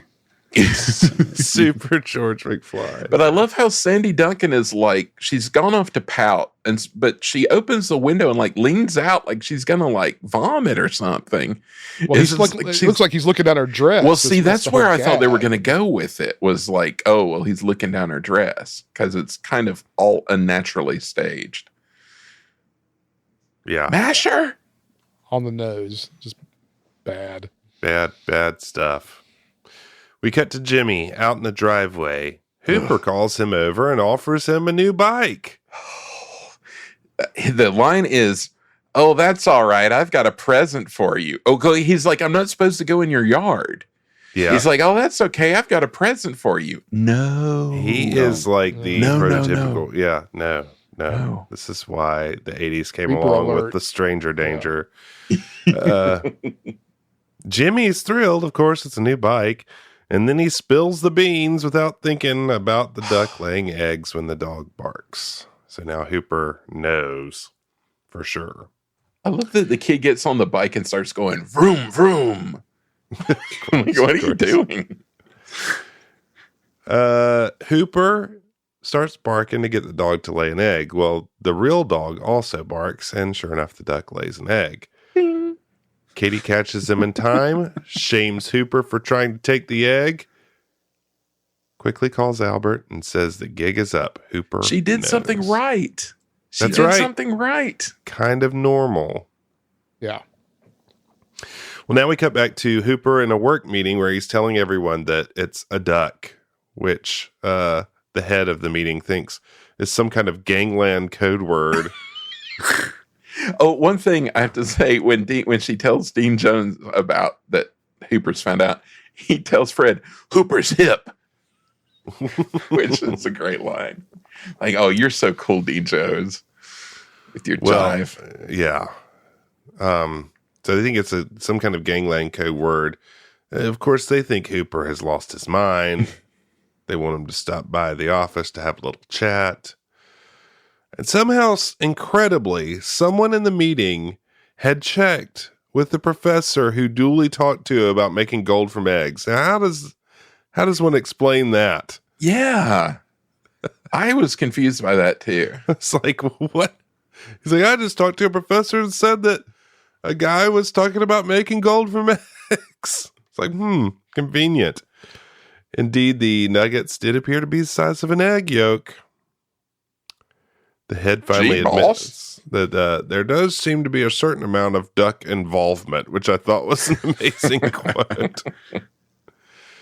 And then we jump to another amazing international phone call montage, which is just like the same beats as before. Yeah. Commentary on Japanese trade practices. Then we get a Richard Nixon impersonator. Get that duck? Yes. Do you understand? It's like this bizarre. It's like, is it Larry David doing George That's what I say. Steinbrenner? It's Larry David as Yeah. Richard Nixon. It's the Yes. same thing as a Steinbrenner, where they don't show the face, but they do the wild hand gestures. Yes. Get that duck? Do you understand? It's I'm amazing. blown away. Blown whoa, whoa, whoa, whoa, whoa. I mean, the Nixon involvement in this movie is something I never expected. No, I mean, I remembered very little of this movie. I certainly didn't remember that and was floored. Right. It's like the Disney family were kind of tight with Nixon. Oh, yeah, for sure. And so I'm surprised they're like, oh, we don't want to go too far, you know. Well, so Nixon is ordered to get the duck. The heat is on. Albert and Fred are losing their minds. Albert says, I am the Eggman. They're arguing about getting the egg. Albert is very unhinged, and the feds are closing in. I feel like Dean is always spiraling out of control in these movies. Yeah, exactly. He's the same There's character. a formula there, yeah. They confront Albert, saying he has made $41,000 without reporting income tax. I mean, he just made it. You do it at the end of the year. It could be the most valuable asset in the United States, a natural racehorse, the Hoover Dam. I thought was hilarious. It needs to have the full protection of the U.S. government. Should you have to pay income tax on gold eggs? I mean, there's a lot of gold rules. I don't understand them. I will say again, Rutledge sounds drunk in every scene. Oh, yeah. You gotta go to it gets brutal. I feel like it gets worse. Oh, it does get worse in the things to come. Yeah. It really is. Meanwhile, Jimmy is springing Charlie out of the house. Albert is convinced that he will be able to bark in the wrong pitch. There's so much made in the end about the pitch of the bark, which is just absurd. And they have to explain it every time. Every time. I'm going to do it in the wrong pitch. That means it won't lay an egg. Won't lay an egg. Is it the wrong pitch? Now what does that mean again? Oh my gosh, he's barking in the wrong pitch. He's not going to lay. It doesn't matter. Well. None of this matters because Jimmy is off with Charlie and his new bike. So none of that could have happened. It would have been fine. I love Hooper's wife is dressed like an ad for Five Alive. Because she's got like lemon, lime, and orange. I'm like, that is Five Alive right there. I'm a little thirsty right now. So Five Alive. Well, the chase is on, and nothing like a good car chase to wrap these movies up. You got Fred and Albert and Katie chasing in the Thorndike Special, and the feds are off in their car. Jimmy, they're in a Lincoln Continental. There you go, Robert. I knew you would have that information. Jimmy stood with that suspension, and that would just put you right to sleep. Chunk. Yeah, it's just the slowest suspension in the world. Jimmy stows away in a utility truck in a washing machine. Once the feds catch up, Jimmy and Charlie are long gone. He's hiding in the dumpster across the alley. The utility driver thinks he's on candid camera when the feds are interviewing him. And another one of those beat too long moments. Where is it? Where's the camera? Yeah. Where is it? Where is it? It's so weird. During this time, the garbage man, who looks like a cool guy, comes and unloads the dumpster into the garbage truck. It's like it was almost like Fess Parker, the Rugged Years. Yeah. Fess Parker. I noticed this guy too. I was like, "Who's this cool guy?" Yeah, cool guy. Okay, so Jimmy and Charlie crawl out on top of the garbage truck as it's driving down the street, and both jump off the truck while it's moving into a downtown area. Charlie is thrown off the moving truck. Yes, that's true. Yes. I wrote down, I was like, these stunts are reckless. Yes. Oh, yeah, absolutely. Oh, it gets worse in a minute. First, throwing children from trucks, moving trucks, which they literally do. Also, how many ducks did they kill making this movie? Because it is bananas. Also, that rear projection of Toluca Lake, very, very nice. In the downtown area, a dog gets into a scuffle with the duck again. More dog-duck violence. Charlie jumps out into traffic, causing a car wreck. All right, this was when I said, how many ducks did they kill making this movie? Yes. Because I rolled that one back several times and watched it. Yeah, I mean, they literally throw a duck into the middle of a car crash. I don't know. Yeah, it was pretty wild. Did you catch the Herbie there in the background? Oh, yeah. We're going to get to it. Okay. Just at this time, the Wadlows pull up and get him. So Hooper tries to break into this Volkswagen to chase a little Herbie, like Robert said. It also has a Great Dane in it. Robert, does this Dane look familiar? That was Turk. Yeah. I couldn't believe it. Brutus hanging out in Herbie. Yeah, it's like a great crossover. Go figure. Brutus. Albert is off on foot. The feds are in their Lincoln Continental. Fred and Katie have a utility truck. Very Arrested Development there. There's a little gag like playing off of their "always ready when you need us" motto. That's right. Like, well, that was quick. We need him now. Katie drives by Albert, tells him to jump on, which somehow and it's inexplicably is able to do because they fly by him. And she's like, jump on. And he's just like there jumping on. You can just feel the smog in these LA scenes. Oh, yeah. Yeah. Also, all this is going on because I was like, because the rear, like I said before, the rear projection stuff, there was something of Toluca Lake. So I'm like, all right, that's in Toluca Lake. But in this one, when Dean Jones comes running around the corner, it's Flower Street, which is famously the street in Glendale where Walt Disney Imagineering is. Right. And so I started looking at Google Maps, Google Earth, like Street View. All those buildings are still there, like they're on that corner. Like they look exactly the same where he was running by. But then throughout this entire sequence that follows, it's all around like the Grand Central, like the old Grand Central Airport campus, which is all Disney now. It didn't used to be.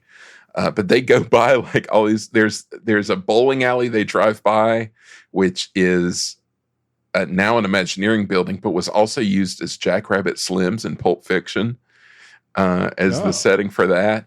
And so, like all throughout the scene, they're driving by like Imagineering stuff, and it's pretty funny. Pretty wild. During this time, Fred accidentally raises a cherry picker. Albert's flying around in the air in Glendale, like Michael said.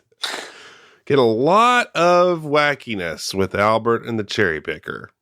They love a good car chase. Man, they play. Yeah, it's like inevitable. With something going wrong. Yeah, in this case, he's on the cherry picker. Running red lights, ducking, knocking into a billboard, being painted. Finally running into a bridge where the feds are sitting atop. Katie yells to Fred, "Stop, you're going to decaptivate him," which she's done. I did like his take when they stop and hit the bridge. Like, what are you doing? He says, "Waiting for a streetcar." Well, the dune buggy catches the eye of two motorcycle cops who take off after it, but don't see the utility truck until the last minute, go flying into a pond conveniently right beside where they were. This is a very quick gag. Yeah, they didn't last long at all. I expected them to like be a running thing. They love putting cops in water too. That's the other They gag. love that. We go through the inevitable tunnel. Is that water? Yeah, I said I hear water. Inevitable tunnel into a parking deck with a ramp. All stuff we've seen before. Did you notice who the parking attendant was?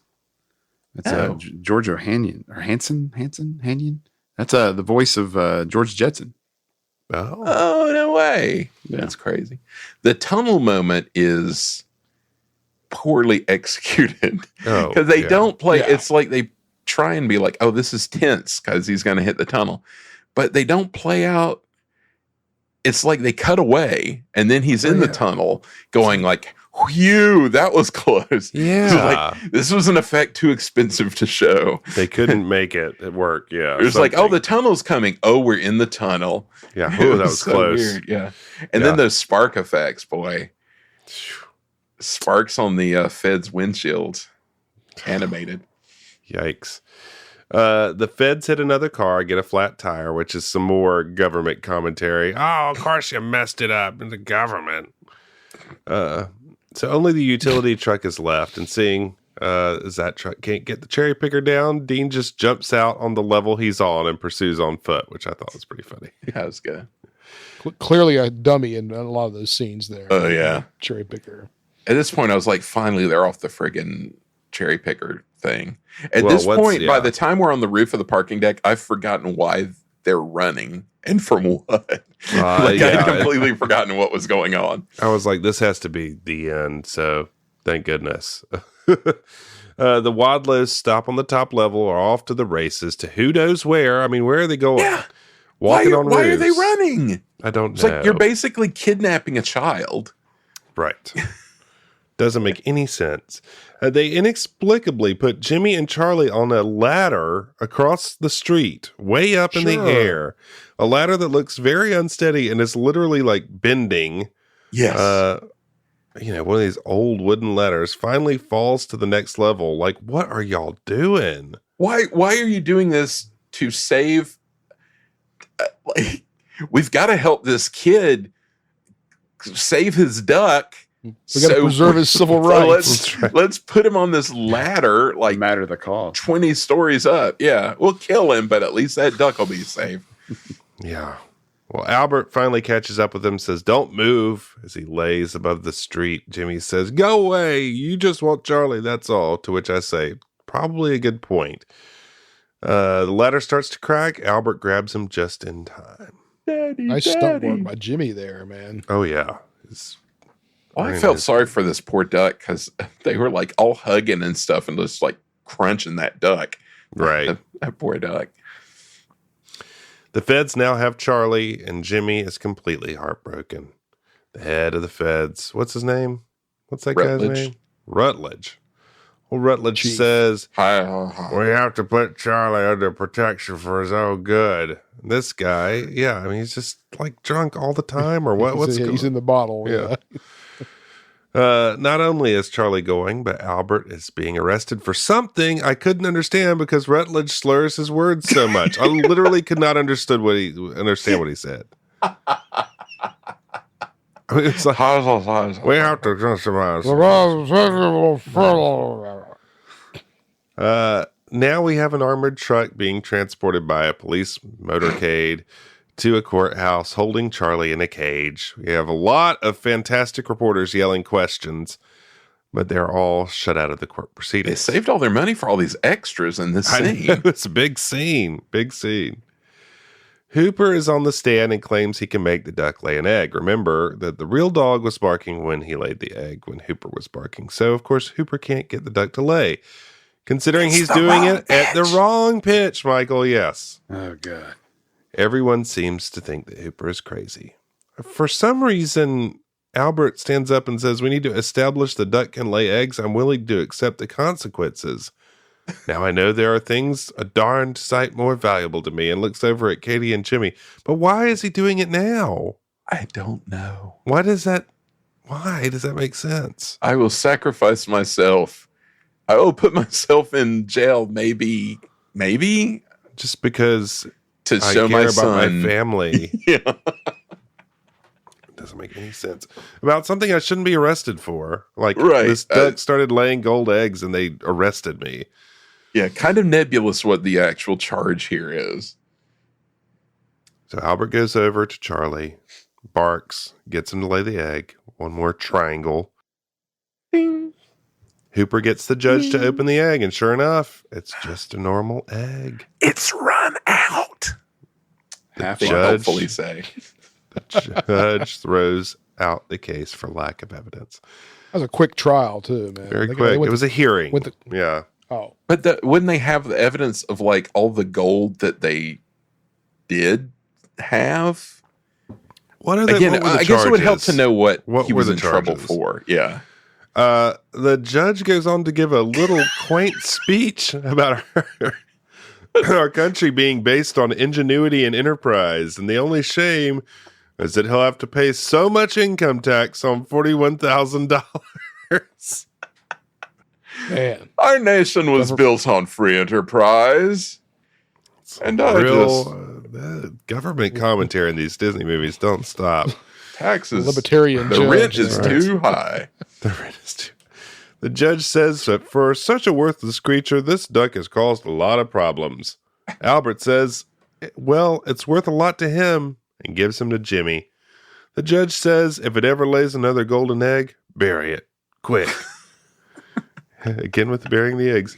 And we see the Dooley family exiting the courthouse to applause. And Why? we roll those beautiful credits.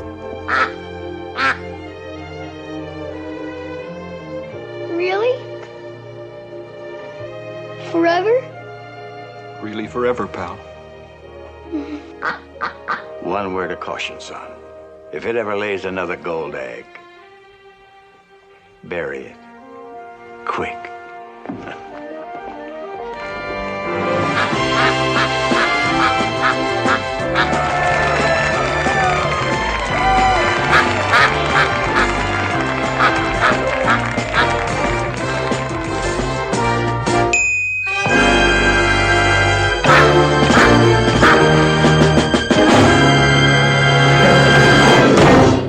Why are people so excited and happy and Yay! clapping? It doesn't Like the make media is the like duck. waving their like hats in the air, like any huzzah! sense. Doesn't make Showed any them. sense. He showed them. Stick it to the man, government overreach. That's right. Rutledge, got this drunk guy after us. They're trying to take away our guns and our ducks. Can't even Mirandize him because he's so drunk. But you're lucky you got a good lawyer. Yeah. Albert, baby. Albert Yeah. Baby's here for you, baby. Let's lay a few more thou. Meow, meow, meow. Is that a new tie, Fred? Gosh. Oh, man. Oh, guys. That one I was not expecting to be as bad as it was. I have to say. It caught me off guard. I was not ready for it. Me neither. Although I have to say, talking about it was delightful. Yeah, I like talking about it a lot more I than like it watching more it. talking about it than I did watching it. It ended up being about what I thought. I just I feel guess like, what was I expecting, really? Yeah, I mean, it's a duck movie with. but in I the mean, 70s. it could be like a funny idea. If it's like, oh, we start making money, what do we do with all this money? How do we, like, all the, like, how do we?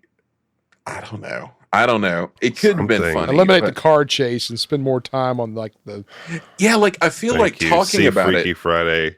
Talking first about one. it just now, like I feel by the end of the first act, I was still feeling pretty good. Like it was silly, but it's Yeah. really it lost me in the third act with all this just the Yeah. cut and dried Yeah. car chase. And it's like, why this again? Yeah, it starts off strong and then loses steam. Yeah, And You like gotta nobody's- have a car chase in these movies. It's not funny until you do the car chase. Think of all the gags we could do. It's gags lifter. It's like everybody loses their Writes motivation. itself. It's like why are those dudes helping the kid run away? Why did the guys why is everybody doing anything? So it's kind of random. It's true. Because we need a car chase.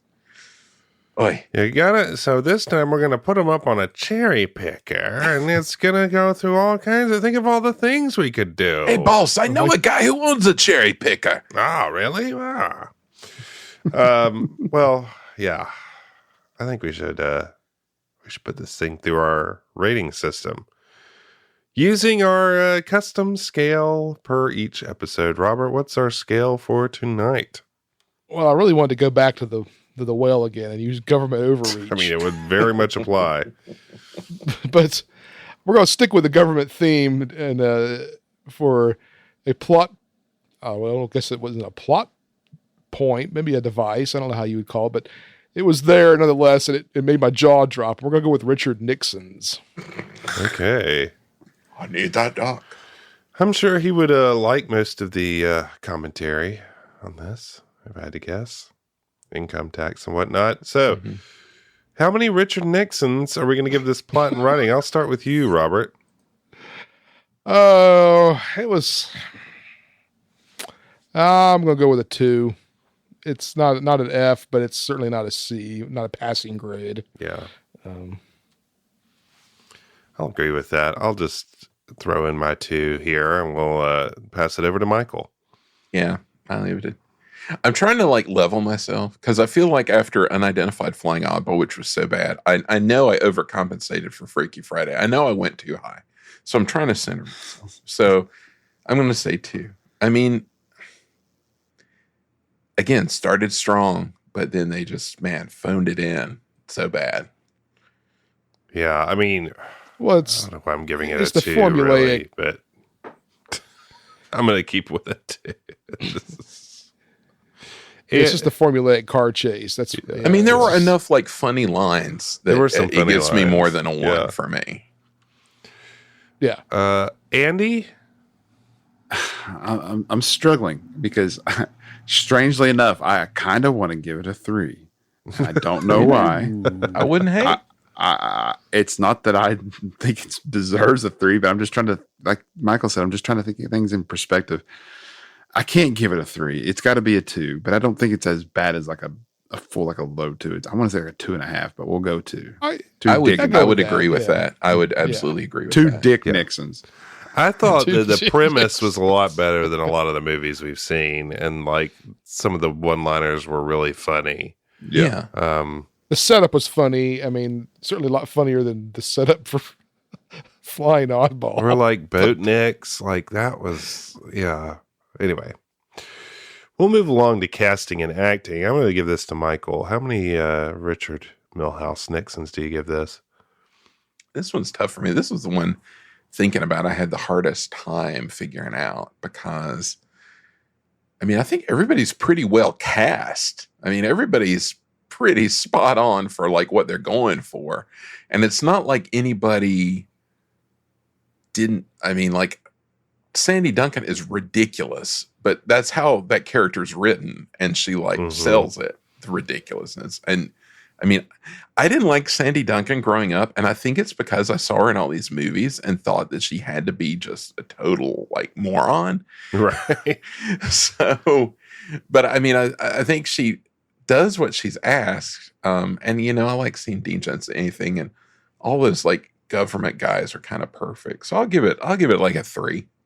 Okay. We'll go to Robert.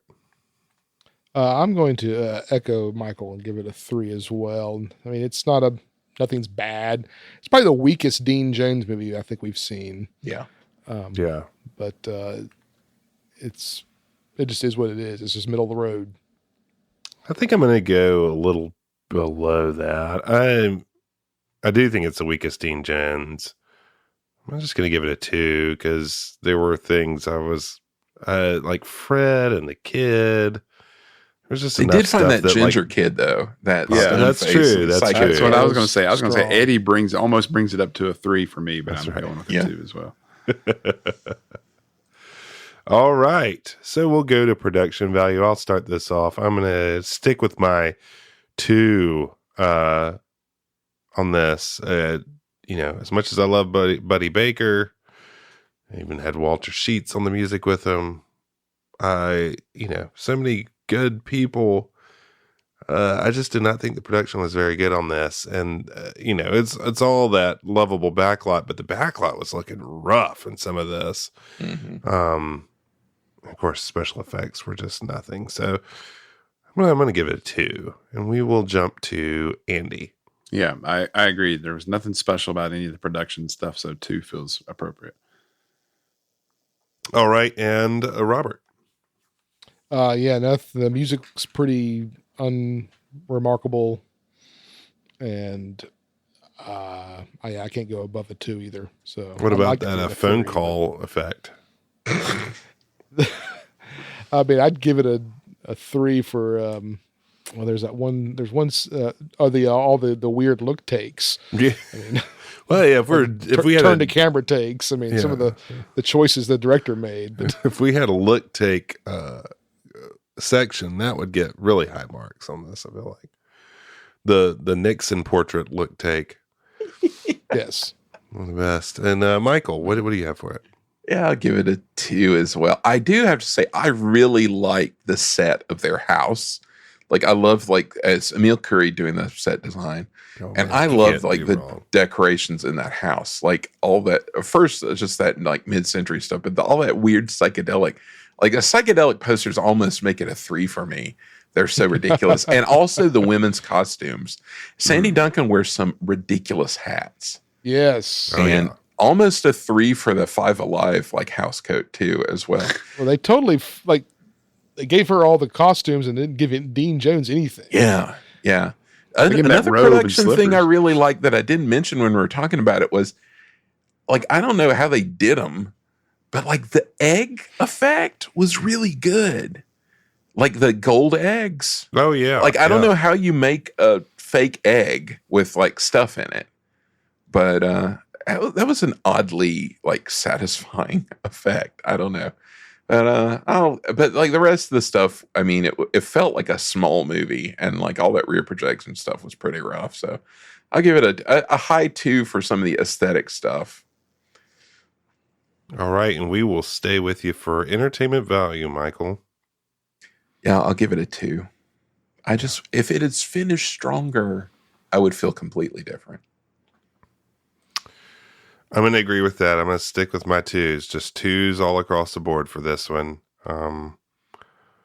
Yeah, I mean, just really, again, that car chase just really took the air out of the ball. Any air that was left just made it like, oh my gosh, when will this stop? I don't want to watch another one of these.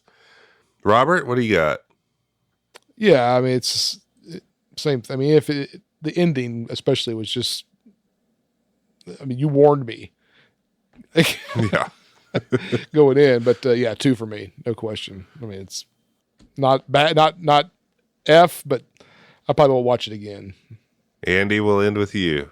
What do you got? It's a silly movie, but it's not a horrible movie, and so it's one of those things where I don't know if the score is going to really show what the movie is.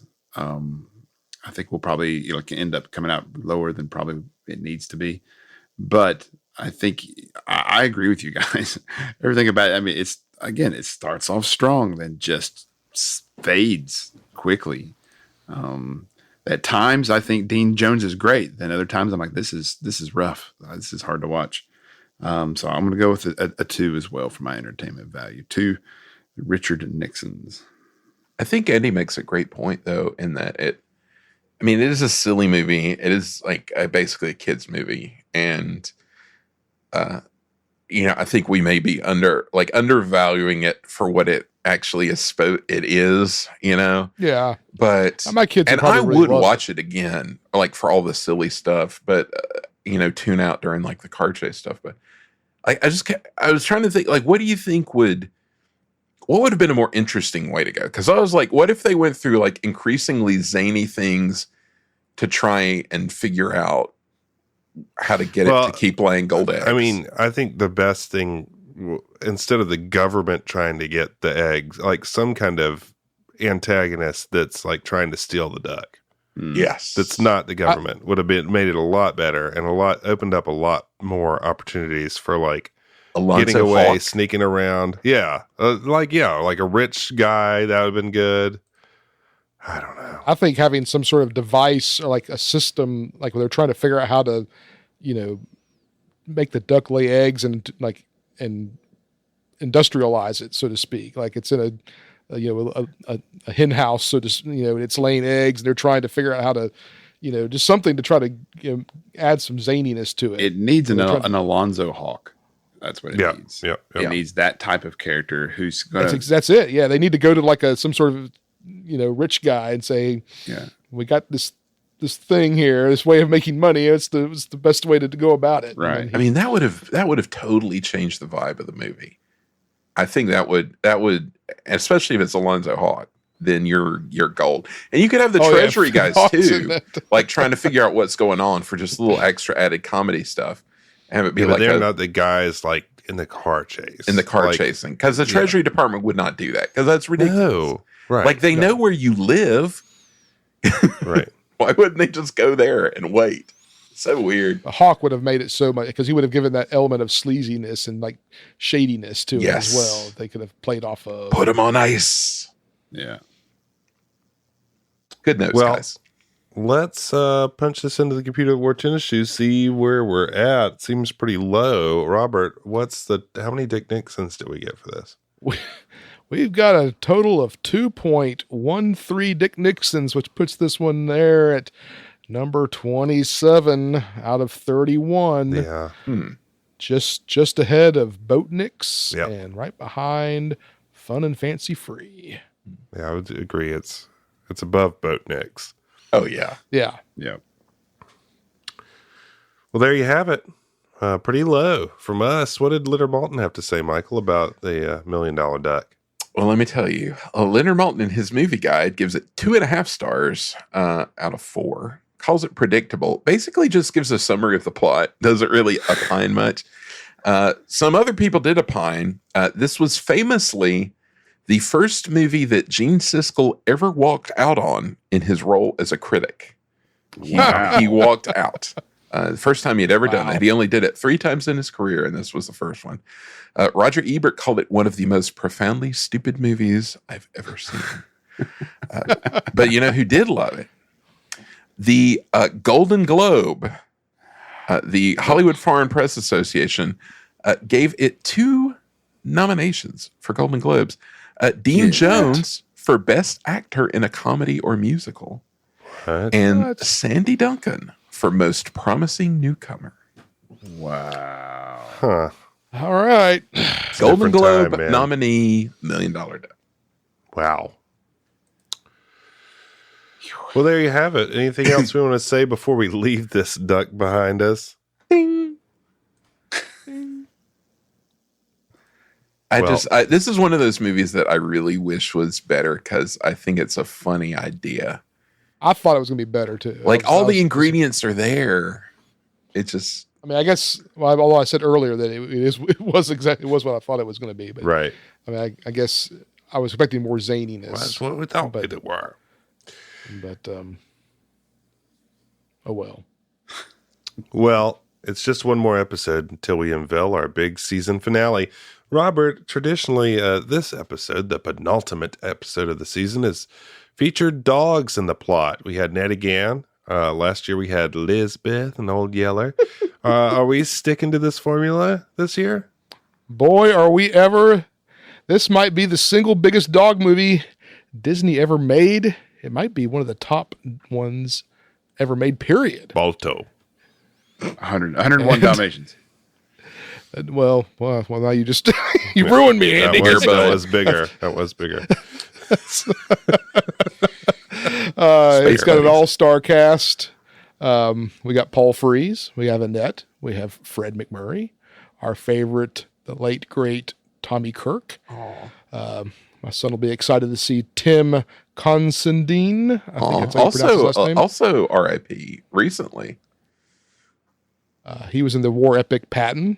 So my son will be excited to see that. Family favorite. Family favorite Patton. Most of all, it's got Chamucci. Yeah. Moochie's in this Gotta have one. Moochie in It's there. been a while since we've had some Moochie. And that's right. We're going to watch The Shaggy Dog. Oh, yeah. It's a Been a one. while since I've seen this one. Me too.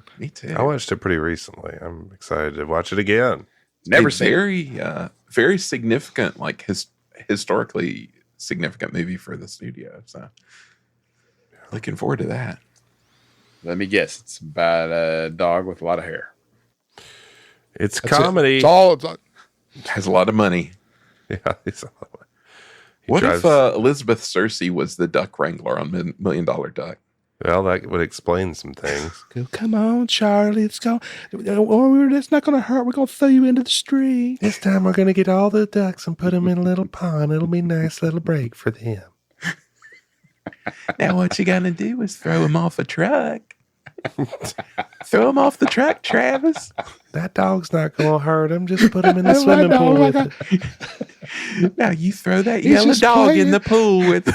Let that duck go on down the slide. I tell you, that duck was a champ going up the slide stairs, though. I'm telling you, that Yes. duck was, nobody was messing with that duck. That duck was excited. Look, he's ready to go down. He was looking forward to it. I'm going to break his spirit, Travis.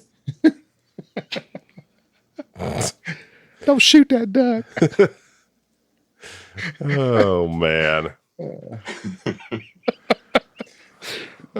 Well, looking forward to that one. The Shaggy Dog, that is. Not Elizabeth being the duck wrangler. Tell us what you think about our next film. You can email us at info@medfieldfilm.com or find us on social media platforms at medfieldfilm. And now, a word from our sponsor.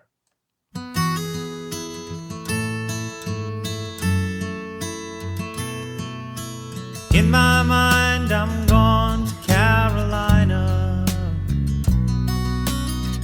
Can't you see the sunshine? Can't you just feel the moonshine? And ain't it just like Out in North Carolina, there's this fella. He's a fella I want to tell you about. A fella by the name of Todd Naprick. At least that's the handle his loving parents gave him. This Naprick, he called himself a graphic designer. Now that's a job title that no one would self-apply where I come from. But then, there's a lot about Todd that doesn't make a whole lot of sense to me. But then again, maybe that's why I find this graphic designer so darn interesting. They call North Carolina the Tar Heel State. I don't find it to be that exactly, but I'll allow, as there are a lot of nice folks there. Folks like Todd, the graphic designer. I only mention it because sometimes there's a graphic designer, and I won't say an artist, because what's an artist? But sometimes there's a graphic designer, and I'm talking about Todd here. Sometimes there's a graphic designer who, well, he's the graphic designer for his time and place. He fits right in there, and that's Todd at bindinggraphics.com and on Upworks. in my mind, I'm gone to Carolina. Can't you see the sunshine? Can't you just feel? Oh man, you've brought That's a good Sam tear to Elliott. my flinty old eye. I suddenly have the desire to go out and buy a Ram truck. Say, some days you eat the bar and sometimes the bar eats you, right? That's right. Well, on that note, from all of us here at the Medfield College Film Society to all of you, we thank you for listening, and we look forward to joining you next month for the Shaggy Dog. So long, everyone. Proud are we of mighty Medfield, alma mater dear. All your sons and daughters hail to thee, Medfield College of Technology. And while we hold your banner high, rock, rock, we shout your praises to the sky, rock, rock. For proud are we of mighty Medfield.